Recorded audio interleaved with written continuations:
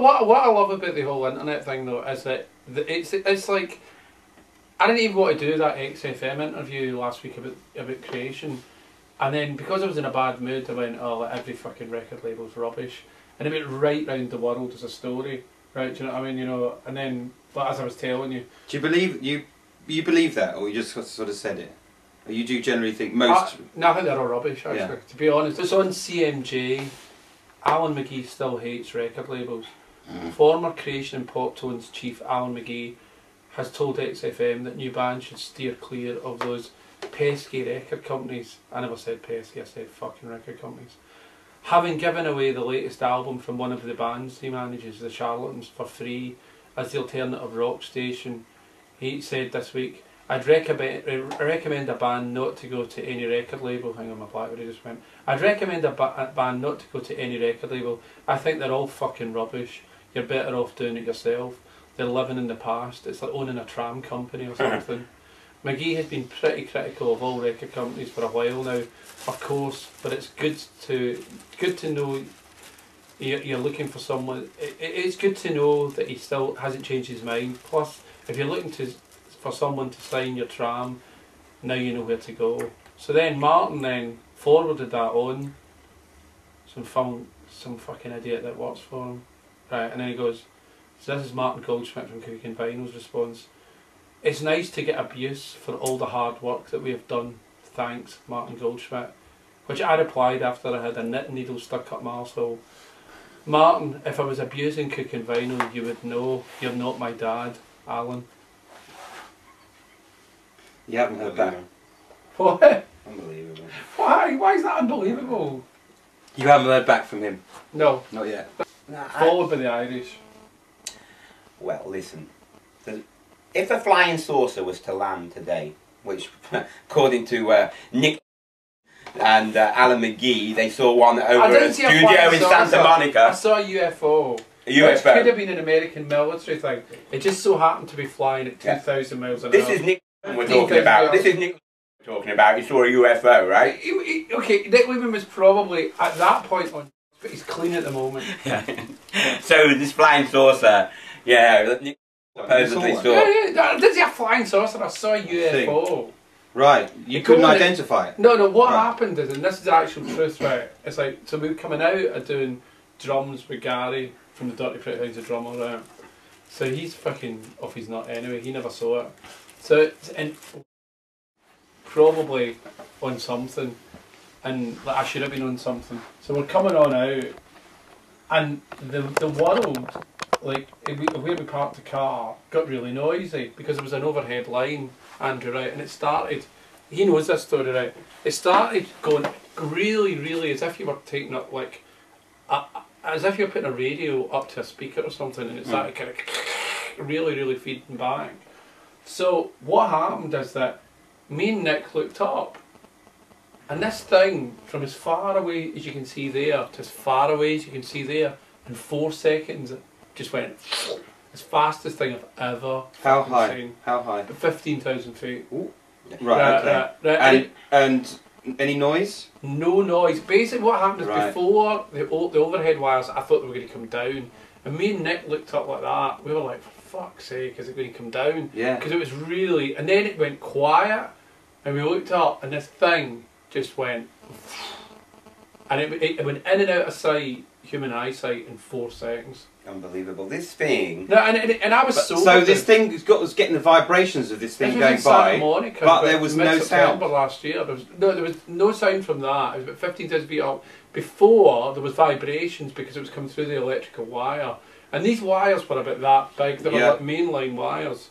And we were looking up going, fuck, if that mainline wire comes down and crashes, we're going to fucking die. You know what Alan's thinking? He's thinking... I hope this fucking thing lands, these little green men walk out and Alan will sign them. You know, to a 4-year deal. Yeah, you know? I would have. First of all, let me just say this, in my opinion. Possibly, this flying... No, let me just finish. This flying saucer that you and saw, I wouldn't doubt if you both were transported into the ship, right, probed, okay. Can I just say sent back down. You can't remember yet, But today, when you went for your thing, it all started. They were having flashbacks. You were talking to the doctor like it was the alien. I'll tell you the only really weird thing that gives that story vague credibility. Not that I can remember a thing, right? I think you were. But I can remember going for food, and I didn't go missing, and I can remember coming back. But I tell you what did happen, right? I went on the couch at where Nick's studio was, and I went to sleep for about an hour and a half after it, right? Yeah. And then I woke up, and then I sent out an email to 50 people going that I'd seen a UFO. Yeah. That was honestly the worst spelt thing that I'd ever fucking sent out on this BlackBerry, right? Andrew, it was like almost in hieroglyphics, right? It was worthy of Courtney Love, right? It was like really like fucking like almost like a monkey at night. And about 10 past 9 at night, me and Le Mans seen it. So you've got an ex-drug addict. Yeah. But that could suggest that maybe we were in some other dimension. I think that you were If you landed in Manchester, people would freak out. The aliens, I don't think they'd even. I don't think they would like. On a Saturday night in Glasgow, they would get us for a drink. It's unbelievable. This is the truth. We were just talking about something that I found. No, we're talking about the show, and what we're saying is, if we're going to do it here, which I love the idea. No, you're talking about something else. No, but I love the idea of doing this show with Andrew because it's so haphazard the way it's all come together. Andrew, come see my studio. You know, the Bush rehearse here. You know, I'm friends with them. You know, I tell you about it.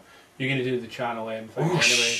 And then nobody's watching. You think this could affect? You could affect my credibility. Yeah, and the bottom line is, it's like I think, you know, because this is like a hodgepodge of loads of people live here anyway. Do you know what I mean? We could just invite people around and then just take them over to the studio. I think it could be fantastic. I think we could have a lot of fun in here. Yeah. You're down every week for Notting Hill Arts Club. Yeah. I run out on the show. I don't get paid enough, let me tell you. But that's another story. Well, the other thing is, I'm a record label as well. I develop acts. We're doing live comic book development. We're doing singing lessons, piano lessons. You know, rehearsals, all that stuff. You put them up on the internet. People getting lessons. Yeah, I love that, man. I love it. Yeah, you know what you're creating here is a monster. I'm trying to create my monster, not someone else's, and you know, I don't want to be beholden to. Yeah, no. I love the idea that you. What appealed to me. I love Las Vegas in here would be good. But what appealed to me was that it's beneath the radar because it's like, funnily enough, we can actually bring like quite a lot of fucking really like mad people in, which it could really create like a real insane kind of like who they're going to bring in this week. But the bottom line is the fact is that it's so like beneath the radar that you can just come in and turn the camera on. Why do you think? I agree. All right. So what happened today? Oh no! What happened today? Oh my God! No, please, no. All right. Let's do your now. Say something. No, I still don't want to. Okay, just do it anyway. Like spots no. You can't see. You won't see those. Oh, Andrew, no. You could have done it by now. Just quickly say what happened today. I really don't want to, please. You filmed me coming in. Okay. Well, that's going on anyway. What is it? Today, Alan McGee came in, Belowsky came in, and I had a chat with Alexander O'Neill. So he was coming in next week. So it's quite a fun day. And yeah, see you tomorrow.